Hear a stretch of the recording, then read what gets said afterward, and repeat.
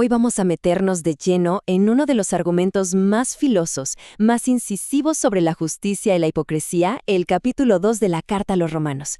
Es como observar a un fiscal brillante, construir un caso, pieza por pieza, de una manera casi perfecta. Y claro, vamos a seguirlo paso a paso para no perdernos de nada. Y miren, el texto no arranca con una simple declaración. No, arranca con un desafío, una pregunta directa que nos interpela. Y es que esta pregunta, de entrada, ya nos pone en una situación incómoda, porque el foco de repente no es el pecador, sino la persona que se atreve a señalar con el dedo, a juzgar. Ok, para entender este argumento, lo vamos a dividir en 4 partes. Primero, vamos a ver lo que el texto llama el juicio ineludible. Después nos metemos con la ley interior. Luego, una parte interesantísima, el juez en el banquillo. Y para cerrar, la marca del corazón. Bueno, empecemos. La primera parte, el juicio ineludible. Aquí se establece la base de todo el argumento, una especie de regla de oro, o más bien una regla de hierro. Un estándar universal del que, según el texto, nadie, pero nadie se puede escapar. Y aquí viene el primer giro, la primera trampa lógica, si se quiere. El texto dice, por lo cual eres inexcusable, quien quiera que seas tú que juzgas, pues en lo que juzgas a otro te condenas a ti mismo, porque tú que juzgas haces lo mismo. ¿Se entiende la idea? En el mismísimo momento en que se juzga a otra persona, uno se está condenando. ¿Por qué? Simple, porque para poder juzgar primero hay que tener un estándar, una idea de lo que está bien y mal. Y sorpresa, ese mismo estándar es el que se te aplica. Es como usar una vara para medir que inevitablemente se gira y te mide a ti. Esto es clave, ¿eh? Significa que este juicio del que habla el texto no es para nada arbitrario. Se basa en la verdad, en los hechos, en lo que hacemos, no en lo que decimos que hacemos o en el grupo al que pertenecemos. Es un estándar absoluto y no hay forma de zafarse.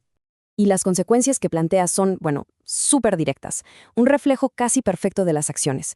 Hay 2 caminos muy claros. Por un lado, para los que perseveran en hacer el bien, el resultado es vida eterna, gloria, honor. Por el otro, para los que son contenciosos y desobedecen la verdad, el resultado es ira, furia, tribulación. Fíjense que, en este punto, la justicia se define exclusivamente por lo que se hace, por las obras. Y esto que viene ahora es, quizá, uno de los puntos más radicales de todo el capítulo. El principio se aplica, y cito, al judío primeramente y también al griego. ¿Qué significa esto? Que todas las etiquetas, todas las divisiones sociales o religiosas aquí desaparecen. Da lo mismo si se es judío o griego. El texto es tajante. Para con Dios no hay acepción de personas. Se nivela la cancha para todos. Cero favoritismos. Bien, pasemos a la segunda parte. El argumento ahora se adelanta a una pregunta que seguro ya está en la mente de muchos. Ok, si el juicio se basa en una ley, ¿qué pasa con la gente que nunca tuvo acceso a esa ley escrita? ¿Cómo puede ser justo un juicio así? Esa es la pregunta clave que impulsa toda esta sección. ¿Hay un estándar de justicia para alguien que nunca leyó un libro de leyes sagradas? Vamos a ver qué responde el texto. Y la respuesta que da es, de verdad, fascinante. La idea es que la ley no es algo únicamente externo, un libro. También hay una ley escrita en el corazón. Propone que, en el fondo, todos tenemos una especie de brújula moral. Nuestra propia conciencia nos dice, actúa como un testigo interno. A veces nos acusa, a veces nos defiende, en una especie de juicio que ocurre dentro nuestro todo el tiempo. Y aquí viene otra distinción que es crucial. Al final, no importa si se conoce la ley escrita al dedillo o si solo se siente esa ley en la conciencia. Saberla no es suficiente. El texto dice que los justificados no son los oidores de la ley, sino los hacedores. O sea, lo que cuenta es la acción. Siempre la acción. Y justo cuando parece que el argumento es para todos por igual, ¡pum!, hay un giro. El foco, que era súper amplio, de repente se cierra y apunta a un grupo muy específico. Ahora el que está en el banquillo de los acusados es el propio juez. Sí, esa persona que se orgullece de conocer la ley a la perfección. El texto nos pinta un retrato muy claro de esta persona.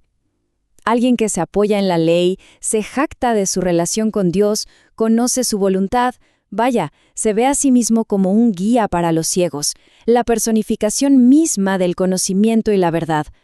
hay una sensación de seguridad moral absoluta.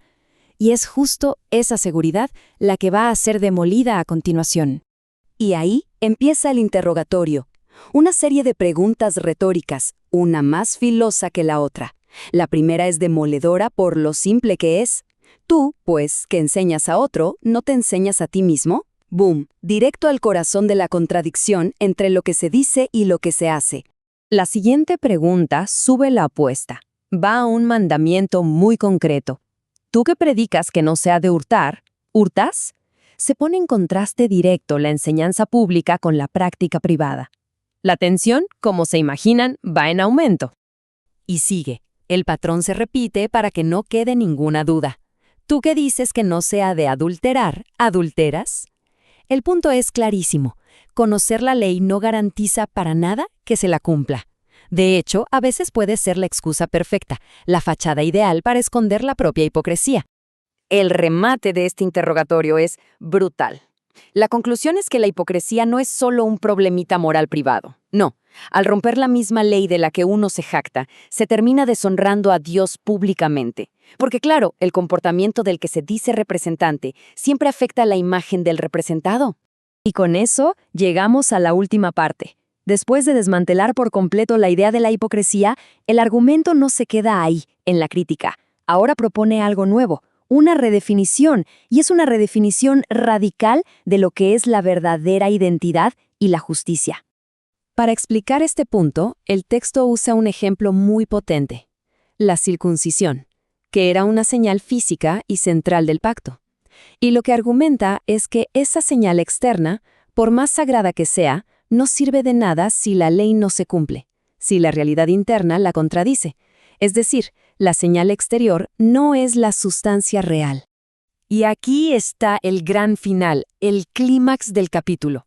Se presenta un contraste total. Por un lado, una persona que es judía solo por fuera, en lo visible, en la carne. Su alabanza viene de la gente.